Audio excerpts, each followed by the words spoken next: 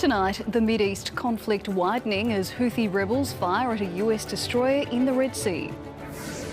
Taiwan's election result dismissed by China with a warning that independence aims will be punished. Law and order reinforced in Ecuador's jails after the president calls in the army.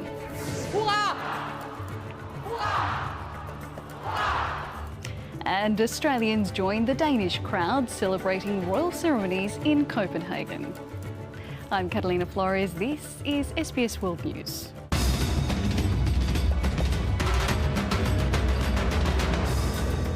Good evening. As Israel and Gaza wake to a 100th day of war, the threat of that conflict spreading through the region is looming as large as ever. The US says Yemen's Houthi rebels have launched a new attack towards one of its warships in the Red Sea, while there have been multiple deaths reported along the Israeli-Lebanese border. On the sandy plains outside Sana'a, rifles at the ready. For last week's US-led airstrikes on Yemeni soil, the Houthis are vowing vengeance of biblical proportions. ستغرق أمريكا وجبروتها وبريطانيا في البحر الأحمر كما غرق فرعون في البحر بقوة الله وبعزة الله، والشعب اليمني حاضر ومستعد لتقديم المواقف المشرفة الصادقة في هذه المعركة التي هي. Within hours, the US said the Houthis had fired an anti-ship cruise missile towards one of its destroyers in the Red Sea. A fighter jet shot it down before it could cause any injuries or damage. Another day of increasing tensions. As on Israel's border with Lebanon, the IDF says it killed 3 Hezbollah fighters attempting to infiltrate the country before 2 Israeli civilians were killed in missile fire. The IDF launching fresh airstrikes on southern Lebanon in response. בשעה האחרונה תקפנו מטרות צבאיות של חיזבאללה בלבנון. אנחנו ממשיכים לפגוע ביכולות הארגון ולגבות מחיר הולך ועולה. But Hezbollah leader Hassan Nasrallah says the cross-border fire won't end until the war in Gaza does. أمن البحر الأحمر وهدوء الجبهة في لبنان والوضع في العراق وكل تطورات المنطقة مرهونة بأمر واحد. وقف العدوان على غزة.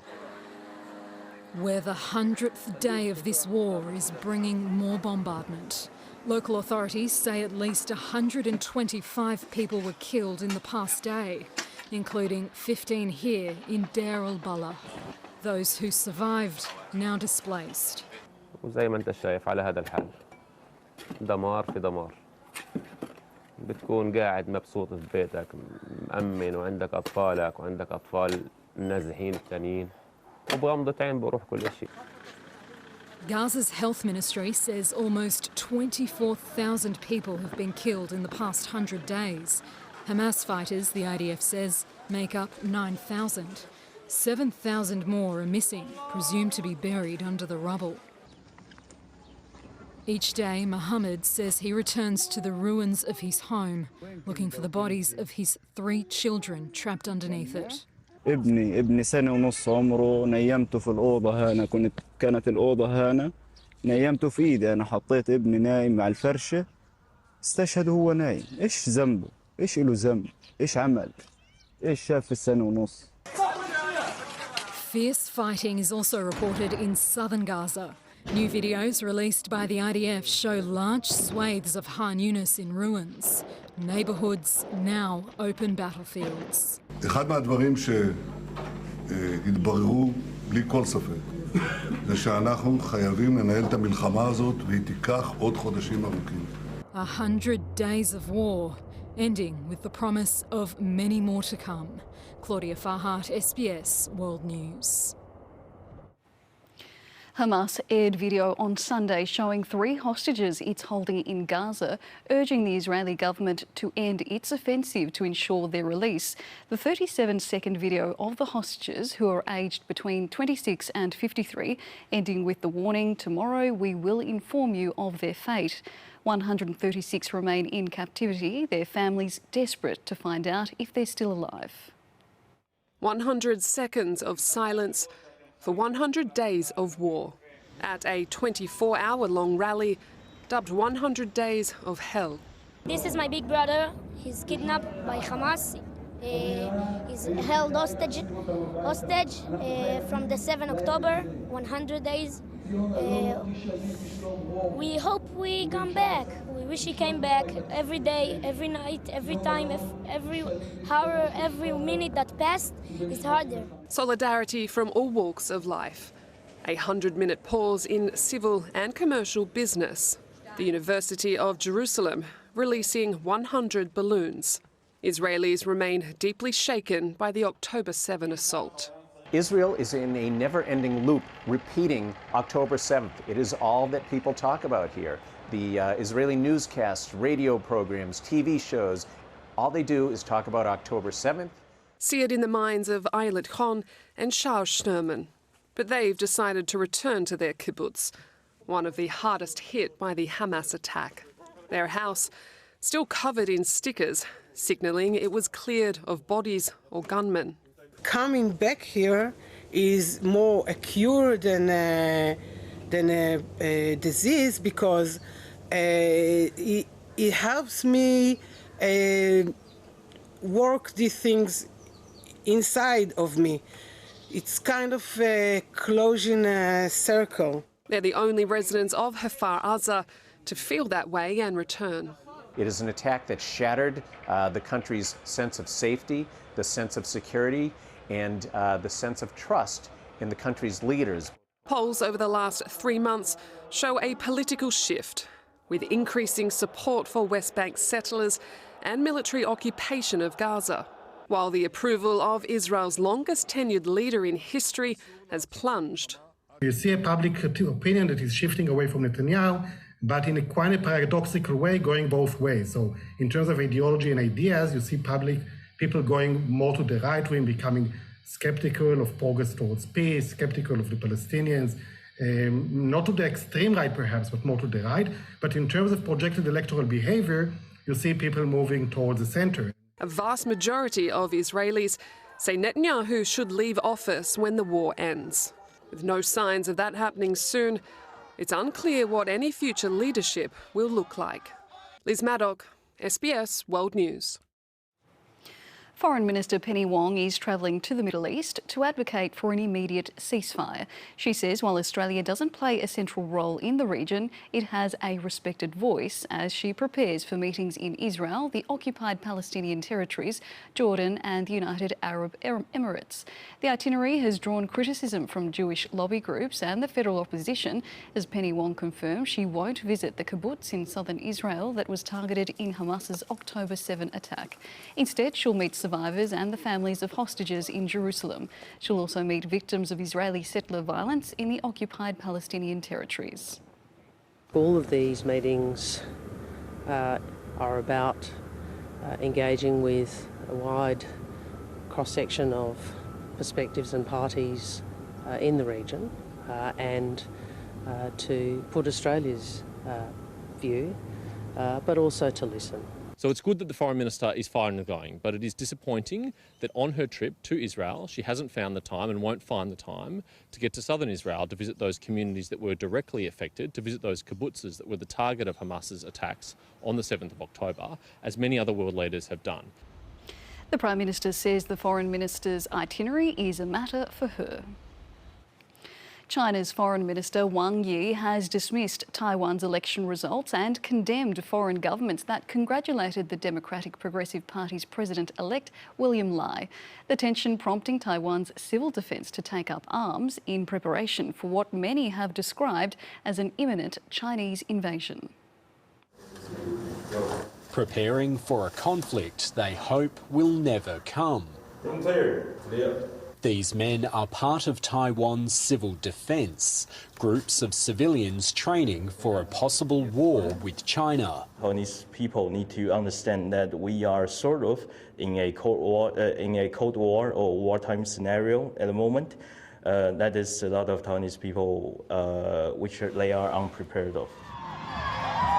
In the aftermath of elections in Taiwan this weekend, analysts here are now watching for any deterioration in cross-strait relations. If we look at the Beijing's attitudes, I will say that's Whatever Taiwan does, it will provoke China. To strengthen the defense power, of course, they say that is provoking. But if you look at the military threats, we have to do that. To prevent a war, the best way might be deterrence. Governments around the world, including Australia, have congratulated President-elect Lai Ching-te, who Beijing considers a separatist. China's foreign minister dismissing the election results. 台湾从来不是一个国家，过去不是，今后更不是。 At the request of the US government, a delegation of former officials arrived in Taiwan on Sunday. Washington does not have formal relations with Taiwan, but maintains a de facto embassy and is the main supplier of weapons for the island's military. Facilities like these in Taipei have grown in popularity after Russia's invasion of Ukraine. Two of these men have just returned to Taiwan after fighting alongside Ukrainian forces. Taiwan and Ukrainian have a similar situation, so I also want to get some experience from the Ukrainian battlefield. In the front line, we see a lot of dead body, Russians or your teammates, and then gunfire, artillery, bombing everywhere. So it's very tough over there. Taiwan's president-elect will be sworn in on the 20th of May. And Asia correspondent Aaron Fernandez joins me now from Taiwan's capital. Good evening, Aaron. While Taiwan is celebrating holding free and fair elections, it lost a diplomatic partner today. What happened? Yeah, that's correct, Catalina. Good evening. It's been barely 48 hours since Taiwan's election, but we're already seeing diplomatic fallout. Today, the government of Nauru confirmed that it will sever formal ties with Taiwan as it seeks to resume full diplomatic relations with China. Now, this decision brings Nauru in line with countries like the United States and Australia, which also do not have formal diplomatic relations with Taiwan, but it's been met with a very strong response by Taiwan's government. The Deputy Foreign Minister Tian Chung-kwang today called a snap press conference in which he confirmed that Taiwan will close its embassy in Nauru. He accused China of luring Nauru with investment and said that Beijing had specifically timed its pressure to coincide with Taiwan's election. Nauru's decision was, of course, welcomed by Beijing. Catalina. Thank you, Aaron. That was Aaron Fernandez live from Taipei. Well, King Frederick X has taken the Danish throne and his Australian-born wife Mary is now Queen following the formal abdication of the long-serving Queen Margrethe. The streets of Copenhagen were packed with Danes and Australians celebrating the historic occasion. Frederick appeared overcome when he saw the size of the crowd and pledged to be a unifying king of tomorrow. A visibly emotional new King of Denmark, his wife and their half-Australian family. Minutes earlier, his mother, Queen Margrethe, had abdicated. All it took was a signature and her 52-year reign was over. Frederick's succession to the throne proclaimed by the Danish Prime Minister. Et nifoldigt leve for Hans Majestæt, kongen. Hurra! Hurra! Before the king addressed the nation. I dag går tronen videre. Mit håb er at blive en samlende konge af i morgen.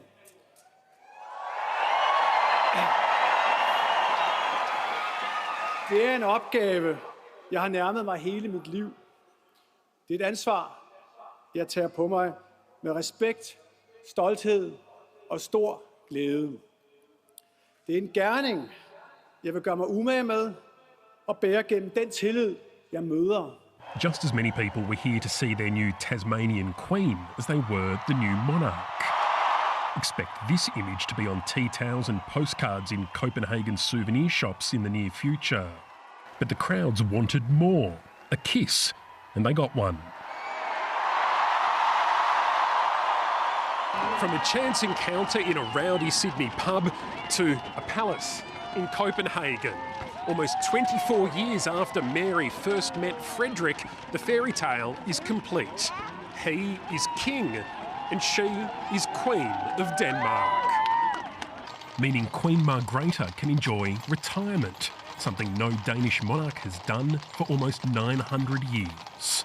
The public grateful for a chance to show their appreciation. And I can see that she was very moved by so many saying thank you for her, so I think that it's important for her as well. Her successor and his wife taking a carriage ride through Copenhagen. Dotted among the estimated 200,000 people lining the streets were plenty of Australians. There are around 3,000 living in Denmark. Many have met the new Queen. Well, meeting Frederick and Mary was a bit of a thrill anyway, because they were so approachable. And yeah, this is something that we will remember, and hopefully the boys remember that they came and saw the proclamation of the King and Queen. Oh, it's so special. I think being able to celebrate an Australian in Denmark, being here, having this connection between our countries is just amazing. Others flew over just for the occasion.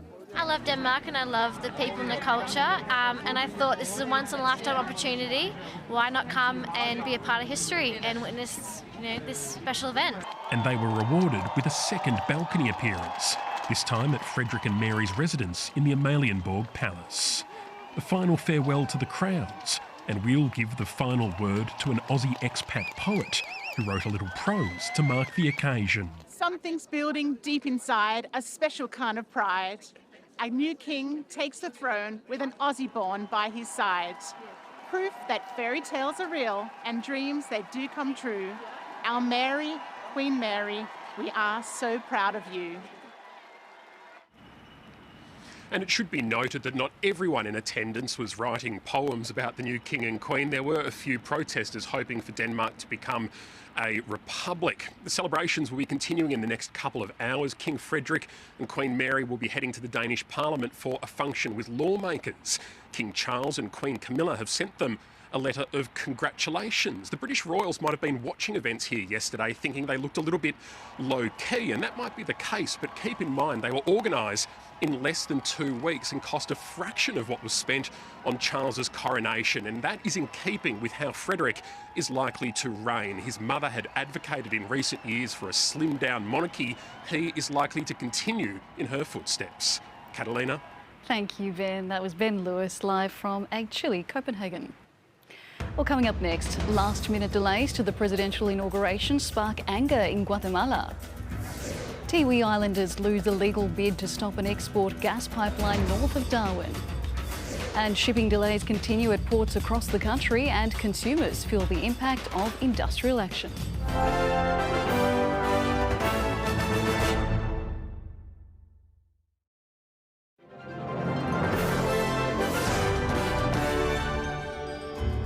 Chaotic scenes and high tension in Guatemala as the scheduled inauguration of anti-corruption crusader Bernardo Arevalo hung in the balance for hours.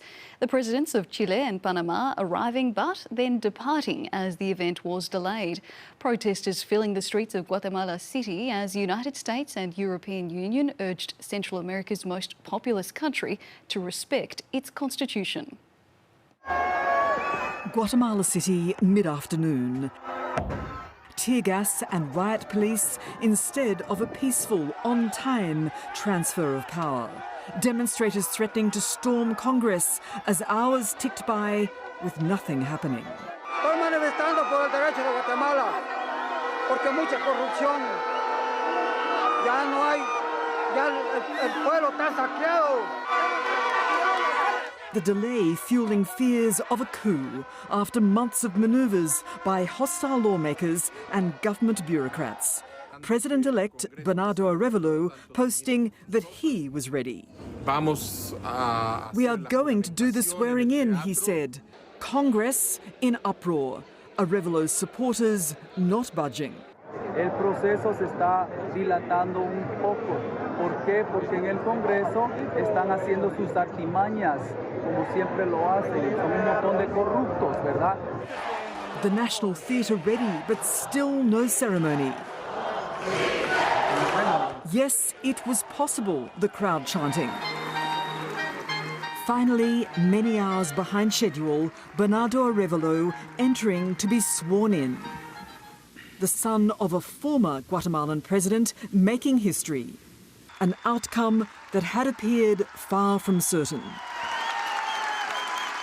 The European Union and Organisation of American States had sounded the alarm in the anxious hours prior.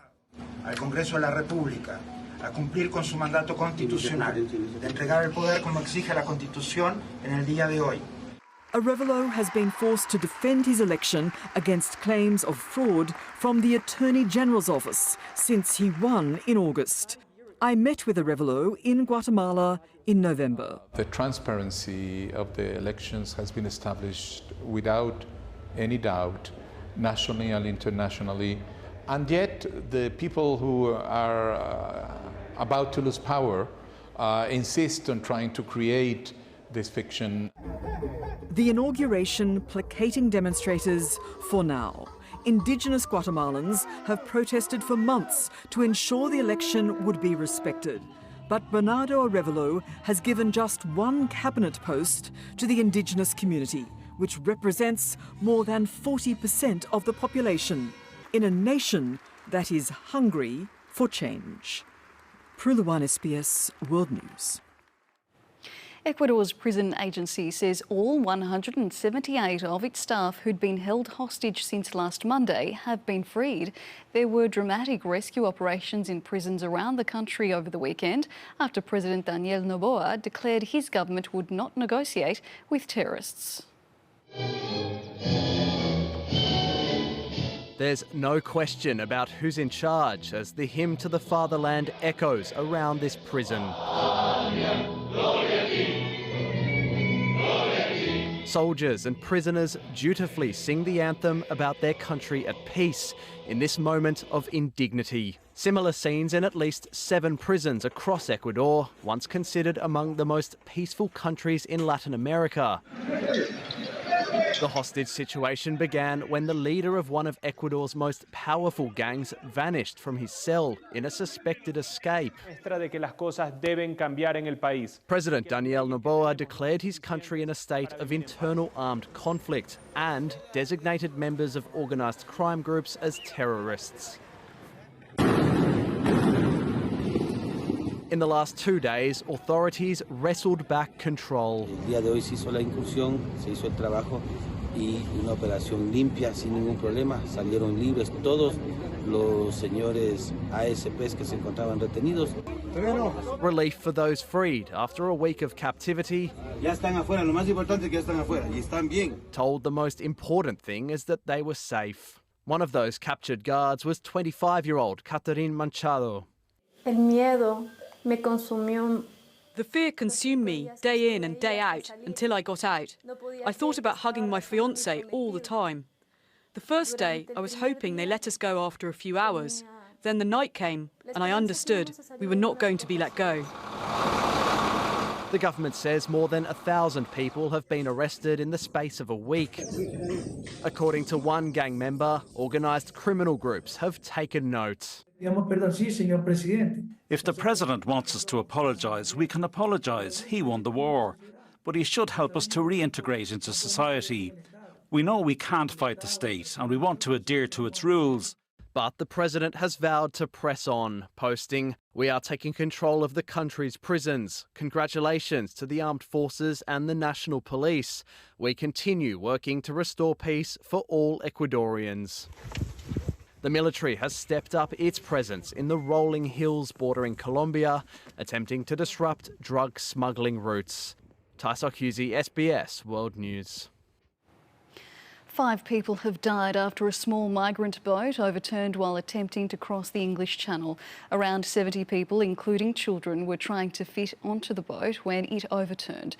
32 people were rescued and 1 person is injured. Humanitarian aid organisations say authorities should prioritise creating safe routes for those fleeing war-torn countries. The enforcement activity by Border Force and police on the French side is simply going to force more people into more unseaworthy, unstable, dangerous boats and the likelihood of more people losing their lives, I think, is not going to diminish.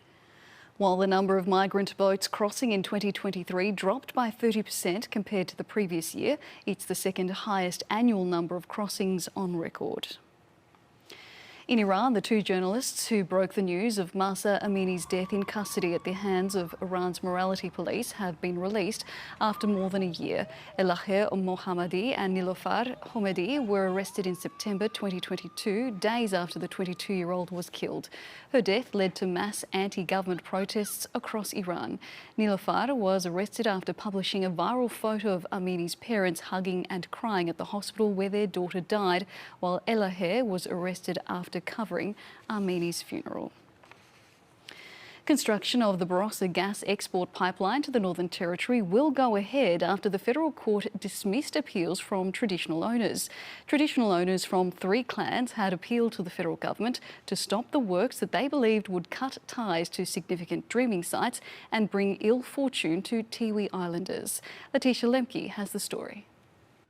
This is a significant win for oil and gas giant Santos, with the federal court case today giving it the green light to go ahead with the building of its Barosa gas export pipeline.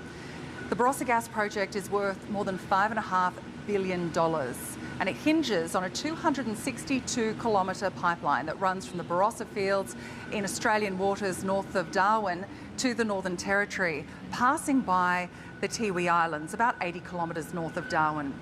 Tiwi Island traditional owners first raised concerns about the pipeline's consultation in 2022, and at that time the federal court ruled that Santos's approval for works were invalid, forcing them back to the consultation table and halting progress.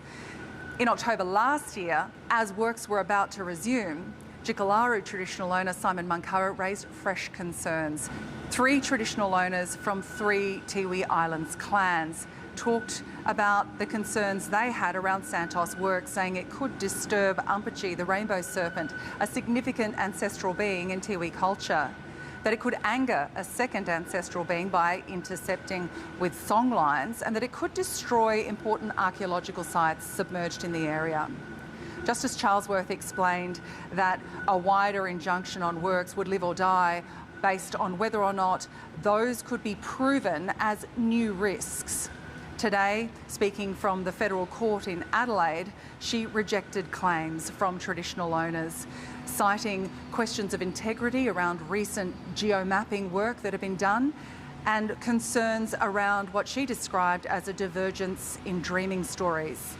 Justice Charlesworth dismissed the appeal, discharged the injunction, and in a significant blow for traditional owners, has ordered the appellants to pay costs. In a statement, traditional owner Simon Mankara said the outcome was very disappointing. He said, "We brought this case to protect our sea country. We're hurting and need some time to think." Santos has released a statement welcoming the decision and saying it will progress works. In Darwin, Letitia Lemke, SBS World News. A 9-year-old boy remains in a critical condition after being bitten by a crocodile in the Northern Territory. An air ambulance was called to a site near Jabiru within Kakadu National Park around 9 p.m. on Saturday. The child was first taken to a local health centre by helicopter for treatment before being airlifted to Royal Darwin Hospital in a critical but stable condition. Parks Australia say the child had been swimming in an area not open to the public at the time of the attack. A 22-year-old man arrested over the suspicious death of a teenager near Alice Springs has been extradited from Melbourne. He's expected to be charged with the murder of 19-year-old Yel Dengatlukak, his body found outside the remote town on New Year's Day. 2 other young men are in custody, charged with accessory to murder after the fact. Former Socceroo Stephen Labart has been found dead in northern New South Wales bushland. The 46-year-old was reported missing by family and friends on Saturday. Labart represented Australia in 15 games from 2000 to 2004. He played in the former National Soccer League with Wollongong Wolves and Brisbane Strikers, among others. Police are not treating his death as suspicious. And if this story has raised issues for you or someone you know, you can get support from Lifeline at any time on 13 11 14. Homes have been lost in the Icelandic town of Grindavik on the nation's southern peninsula. It's the second eruption in the area since December. The fishing village was evacuated, but residents fear they may face permanent relocation. The land of fire and ice, once again living up to its name. Buildings succumbing to the intense heat, engulfed by flames as lava flows towards Grindavik. It's a bit of a weird feeling to see a town being destroyed almost in slow motion at this point. And it's difficult to put it in words what I'm feeling right now. Iceland's Civil Defence Agency declaring a state of emergency. We had this fissure just outside Grindavik, and we have now lava inside the town, and some houses has burned or be buried under the lava, and it's still going quite strong into the town. So we see that the potential damage will be quite much. This is the fifth volcanic eruption in the area since 2021. In recent months, the government has been building barriers to better protect the town. But as the lava flowed, there was a race to protect the construction machinery itself. The eruption wasn't without warning. It followed more than 200 earthquakes measuring up to 3.5 in magnitude in the hours leading up, prompting an evacuation of Grindavik's residents. I'm born in this town. I actually live in the house that I'm born in. And it's a tough thought to think that this town might be over. And I would have to start all over somewhere else. The government is meeting this evening to discuss further support for the town. We need to put a lot of extra efforts in finding more housing, suitable housing for the people in Grindavik, because many of them are really in unacceptable conditions and have been since November. Even though we have been buying up apartments, we need to do a lot more. Iceland is home to more than 30 active volcanoes and sits on the mid-Atlantic ridge, the boundary of the North American and Eurasian tectonic plates. Tanya Dandrinos, SBS World News. Thousands of India's main opposition Congress party and its supporters have begun a 2-month cross-country march. They're aiming to regain votes lost to Prime Minister Narendra Modi's ruling Hindu Nationalist Party. It's the second time the Congress party has hit the road in the last 2 years to rally support for crucial upcoming elections. India is expected to vote in a national election in April or May this year. Well, returning to the Middle East now, and UNICEF, the United Nations agency responsible for providing humanitarian assistance to children, is working around the clock in Gaza. I've been speaking to Tess Ingram, a UNICEF spokesperson, about the pressing problems they're facing on the ground in Rafah. Tess, you're in Gaza. Tell us about the conditions there, especially with the increase in shelling overnight. Yeah, it's been a very noisy night here around Rafah. In the middle of the night, I could hear shelling and my bed was shaking. And we're some of the most protected people here in the Gaza Strip. So I can only imagine what it would have been like to be in a tent with hearing this kind of a couple of kilometres away from where you're sleeping and having only a thin sheet of plastic protecting you from the attacks around. So it's the conditions for the people living in the Gaza Strip are incredibly difficult. It's the coldest month at the moment here in Gaza, and it's been raining a lot this week. So people who are living in the makeshift shelters, which is now almost the entire population of Gaza, are exposed to the elements. As you say, the majority of homes have been destroyed in some areas and nearly 2 million people have been displaced. What are your most pressing priorities right now? As UNICEF, we're here to protect children and provide them with aid. And our most pressing priorities at the moment are providing safe water. There's just really not enough safe, clean water for the children of Gaza, and they're having to resort to drinking really salty or polluted water, which is making them sick. Tess, you've been meeting families, some with very young children. How are they coping? Everyone is just exhausted, Catalina. It's been 100 days of destruction, displacement and despair, and people really are at the end of their rope. All they ask me is, when is this going to end? And unfortunately, I don't have the answer for them. You know, UNICEF has been calling for a ceasefire, but that is not something that we're seeing, but it is really what the women and children of Gaza need. And we know that almost half of Gaza's population is children. Would you say disease and malnutrition is the biggest threat in the coming months?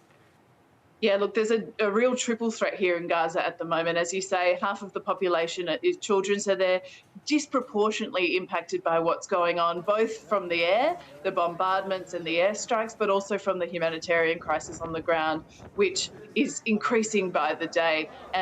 I hadn't heard stories until I was here of children dying from those humanitarian crises like malnutrition, like the cold. But in a shelter that I was in a few days ago, I heard a story of a 2-year-old child who died from hypothermia from being so cold from sleeping on the streets. And I also was bringing in medicine for a child who had an illness, and unfortunately they didn't make it in time for me to give the medicine to them. So there's a lot of a huge impact from the humanitarian crisis here, and UNICEF and other aid agencies really need to be able to get more aid in and across the Gaza Strip to stop children dying from these preventable things. Thank you, Tess, so much for your eyewitness accounts. That's Tess Ingram, UNICEF spokesperson in Gaza. 83 global delegations have gathered in the Swiss town of Davos to discuss Ukrainian President Volodymyr Zelensky's peace proposal, calling for Russia's withdrawal from Ukrainian territories. In what's been called a positive signal, representatives from Brazil, India, Saudi Arabia and South Africa, who formed the BRICS alliance with China and Russia, took part in the talks. Despite China declining to participate, Ukrainian officials say the country's involvement is important in the discussions. A Brisbane Woolworths store has been vandalised after the company announced it would stop selling specific Australia Day products. The chain's Metro Tenerife store was closed this morning after it was spray painted with profanities. Emergency services and police were called to the scene after a flare placed under the door activated a fire alarm. A crime scene has been declared, with police appealing for public assistance after releasing security camera footage of the incident. There are renewed calls for government intervention as Australian port operator DP World remains at odds with unions over industrial disputes. SBS Finance Editor Ricardo Gonçalves joins me now with more. Rick, consumers and businesses likely to feel the impact for some time. Yeah, Catalina, DP World says an escalation is looming, and that's despite the Maritime Union of Australia having dialled back 8-hour work stoppages at Australian ports this week to 2-hour intervals. The temporary reprieve follows last-minute negotiations with DP World yesterday, which saw the union bend to pressure. Staff at the Sydney, Melbourne and Fremantle terminals are seeking a 16% pay increase and better work conditions.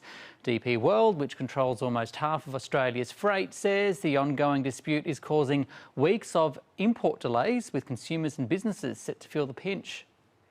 When you're expecting some goods to arrive from overseas and it suddenly arrives 2 to 3 weeks later, then there is an impact. What you also see when goods is delayed and logistics is disrupted is that people start making contingencies. So importers that usually say, I'll have a stock of maybe a week to carry me through.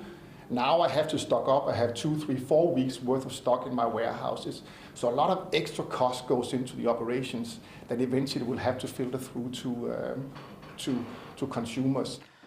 In a statement, the union disputed DP World's claim about the 48,000 container backlog and the time frame needed to clear it, citing last year's cyber incident in which a 30,000 container pile-up was cleared in just 6 days. Competition is returning to the Australian labour market slowly as more people chase the same job. Employment site Seek says the number of jobs being advertised in December rose for just the third time in 18 months, driven by growing demand for hospitality tourism workers and trade services. But at the same time, the number of applicants per job also jumped to be up 6% over the month, although it comes off a small base. All of this is ahead of the official unemployment data out on Thursday. I do expect to see further signs of a slowdown, though, in these jobs numbers. So full-time employment we've seen has lagged behind part-time employment in recent months. I expect that to continue in the December data. I expect there to be other signs of softening, including a rise in youth unemployment, which we have seen in recent months as well. Nationally, job ads are still down 17.4% year on year. To the Australian share market now, which had a quiet start to the new week and finished little moved, with US markets closed tonight for the Martin Luther King Jr. public holiday. So there's not a lot of new news for markets to react to at the moment, not until later in the week when we get the Aussie employment numbers. They should be market moving. But over the weekend, the Taiwanese election, it came and went without much drama. The CPI print in the US late last week was fairly well behaved, and so I think markets are essentially just treading water in line with the soft landing narrative that we've had in play for quite some time now. Of the majors, the miners fell. Santos rose as its new $6 billion gas project off the NT coast goes ahead. Boss Energy was the best performer on the 200, along with some other uranium producers. And Super Retail Group, which owns Supercheap Auto and Rebel Sports, hit a record high after posting its best ever first half sales numbers. $1 Australian is buying just under 67 US cents and is lower against the British sterling. And in the UK, 6 people have been arrested over an alleged plot to disrupt the London Stock Exchange today. Metropolitan Police allege that activists from the Palestine Action Group were planning to cause damage and a lock-on stunt in an effort to stop the building opening for trade. Detectives called the arrests significant. There have been a changing of the guard at the weekend with a new leader as the world's most valuable public company. Microsoft has reclaimed that title with a market capitalisation of just under $2.89 trillion US. It replaces Apple, which is just behind that. Apple shares have fallen 6% in the past month following worries about smartphone demand, while Microsoft has been riding the investor optimism about artificial intelligence through its investment in ChatGPT maker OpenAI. And petrol prices are continuing to fall and are likely to lower inflation, and when combined with weaker spending, we'll see the RBA cut interest rates later this year. The Australian Institute of Petroleum says the national average for a litre of unleaded fell 1.4 cents last week, and CommSec says it means the average family is saving around $40 per month since the recent peaks about 4 weeks ago, spending just under $260 to fill up a 35-litre tank 4 times a month. Household budgets are still constrained though, with CommBank data showing total spending fell 3.9% in December, with consumers pulling back on recreation and food, and it blames interest rate rises. However, economists at the bank are predicting 3 rate cuts this year and another 3 next. Catalina, that easing expected from September. That is good to know. Thank you so much, Ricardo. Well, coming up, a rare singles win for a doubles specialist flying the green and gold at the Australian Open. And how Tottenham spoiled the day for Manchester United's new co-op.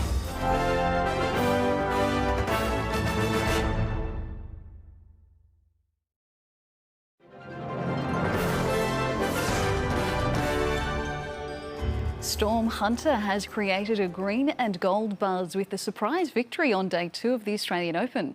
The 29-year-old, born in Queensland and living in Melbourne, is a doubles specialist. In fact, she's number 1 in the world, whereas in singles, Hunter is only ranked 179th. But she was too good for Italian veteran Sara Errani, a former French Open finalist. And now Hunter is into the second round for the first time. It means everything. I mean, I grew up watching the Australian Open and then dreaming of playing here, and then I've had a lot of opportunities. I'm a little bit older, so I've played a few main draws and never got the win. So to come through qualifying and to win my first round in singles it's a dream come true. I've been kind of waiting for it for a few years, so very happy to get it done here today. Elsewhere, the US Open champion Coco Gauff only needed 60 minutes to fly through her opening match. Terence Utman took a set off men's number 3 seed Daniil Medvedev before retiring injured. Last year's runner-up Stefanos Tsitsipas also lost his opening set before going through in 4, and Alexei Popyrin won the all-Aussie battle against Mark Polmans. Popyrin will face Novak Djokovic next. And Djokovic started the defence of his men's singles title with a win on Sunday night, but not before a tougher opening match than expected against a little-known teenage qualifier. Novak Djokovic! Like a champion gladiator, Novak Djokovic is the king of the Rod Laver Arena. No other man comes close to his 10 Australian Open singles titles. His opening match was against Dino Prismic, an 18-year-old Croatian who still isn't full-time on the ATP Tour. And it didn't bode well when the youngster needed a medical timeout. During a first set, he lost 6-2. But the teenager, who idolised Djokovic growing up, showed his potential and some fight to take the second set in a tiebreak. Second set, Prismic. The third set was even longer, and Djokovic's reaction to winning it showed how seriously he was taking his inexperienced opponent. Eventually, after more than 4 hours on court, the world #1 clinched victory, before heaping praise on Prismic, saying it was like playing a mirror image of himself at times. Well, I started off very well for a 36-year-old guy, but well, geez, when you think about it, I'm double his age. He made me really run for my money for sure tonight. The women's champion Aryna Sabalenka also started the defence of her title against an 18-year-old qualifier. But in contrast to Djokovic, Sabalenka needed just 53 minutes to beat Germany's Ella Seidel. Alex Thomas, SBS World News. Tottenham is still outside the Premier League's top 4 after a draw at Manchester United. Ange Post. You know, it was a big game for Manchester, particularly here at home, and a win for them today would have, you know, sort of given them some impetus. And the way we dealt with that as a group, Romero outstanding as a skipper, was excellent. Elsewhere in the Premier League, Aston Villa had a goal disallowed by VAR in a 0-0 draw at Everton. It means Villa stays third in the table, missing a chance to go level on points with leaders Liverpool. It was a day of shock results at the Africa Cup of Nations, with Nigeria, Egypt and Ghana all failing to beat lower-ranked teams. Egypt and Nigeria could only draw, while Ghana did even worse against Cape Verde. The Black Stars conceding a goal 2 minutes into added time at the end of the game. Cape Verde winning 2-1, and Ghana's manager, Englishman Chris Hughton, was attacked by a fan back at the team hotel. It's only the group stage. No team has been eliminated yet. After the break, I'll have all the weather details.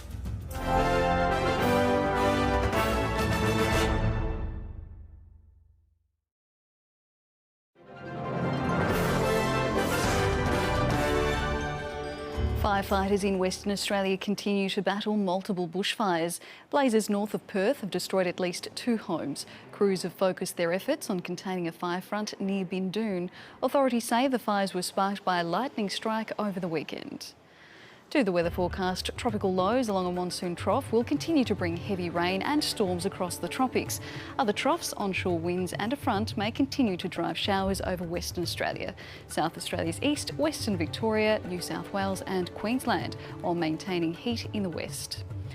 In the major centres, showers in Sydney and Canberra, sunny for Melbourne with wind easing. Sunny also in Hobart with a top of 29 degrees. Partly cloudy for Adelaide and Perth. Heavy rain and storms in Darwin and showers in Brisbane. Looking further afield, thunderstorms in Nadi, partly cloudy for Port Vila. A few showers in Auckland and partly cloudy for Wellington. In Southeast Asia, partly cloudy in Phnom Penh, thunderstorms for Kuala Lumpur and Singapore, cloudy in Jakarta and Dili. Further north, cloudy across Beijing, Tokyo, Shanghai and Hong Kong, and a few showers in Hanoi. Heading west, overcast in Beirut, fine for Baghdad, partly cloudy in Islamabad. To Europe now, partly cloudy in Stockholm, snow for Moscow and Warsaw, partly cloudy in London, fine for Paris and rain in Istanbul. In Africa, cloudy in Algiers, a few showers for Casablanca, partly cloudy in Lagos and Nairobi, and thunderstorms in Johannesburg. In South America, fine in Caracas, cloudy for Bogotá and Lima, thunderstorms in Buenos Aires. And for North America, cloudy in Vancouver, snow for New York, fine in Denver, fog for Los Angeles, a few showers in Havana and fine for Mexico City. Recapping our top stories now, on day 100 of the Hamas-Israel war, the threat of a regional spillover is looming. The US says Yemen's Houthi rebels have launched a new attack towards one of its warships in the Red Sea, and more deaths have been reported along the Israeli-Lebanese border. China's Foreign Minister Wong has dismissed Taiwan's election results and condemned foreign governments for congratulating the Democratic Progressive Party's president-elect, William Lai. Construction of the Barosa gas export pipeline to the Northern Territory will go ahead after the federal court dismissed appeals from traditional owners. And King Frederick X has taken the Danish throne, and his Australian-born wife Mary is now Queen following the abdication of Queen Margrethe. Danes and Australians together celebrating the historic occasion in Copenhagen. That is the world this Monday. You can catch up on our bulletins on SBS On Demand and look for the top stories on the SBS News website. Rochelle Harrison-Pless will be back with our next bulletin at 10:15. Thank you for your company. I'm Catalina Florez from the news team. Good night.